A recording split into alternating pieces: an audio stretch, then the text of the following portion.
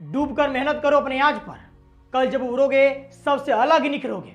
आज हम बात करेंगे सफलता के राज को, सफलता को कैसे प्राप्त करें। एक बार एक आदमी को अपने गार्डन में टहलते हुए किसी टहनी से लटकती हुई एक तितली का कोकून दिखाई पड़ा। अब हर रोज वो आदमी उसे देखने लगा और एक दिन उसने नोटिस किया कि उस कोकून में एक छोटा छिद्र बन गया है और उस दिन वह वहीं बैठ गया और उसे घंटों देखता रहा।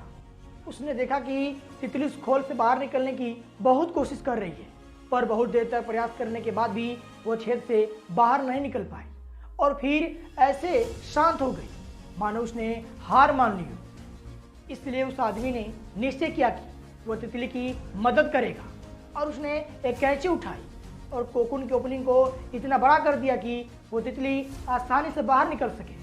और यही हुआ, वो तितली बिना किसी संघर्ष के आसानी से बाहर आई, पर उसका शरीर सूजा हुआ था एवं पंख सूखे हुए थे। वो आदमी यह सोचकर देखता रहा कि यह किसी वक्त अपने पंख फैलाकर उड़ने लगेगी, पर ऐसा कुछ भी नहीं हुआ, बल्कि इसके विपरीत तितली कभी उड़ ही नहीं पाई और उसे अपनी बाकी की जिंदगी इधर उधर घिसटते हुए बितानी पड़ी। वो आदमी अपनी दया और जल्दबाजी में यह नहीं समझ सका कि दरअसल कोकून से निकलने की प्रक्रिया को प्रकृति ने कठिन इसलिए बनाया है ताकि ऐसा करने से तितली के शरीर से मौजूद तरल उसके पंखों तक पहुंच सके और वो छेद से बाहर निकलते ही उड़ सके।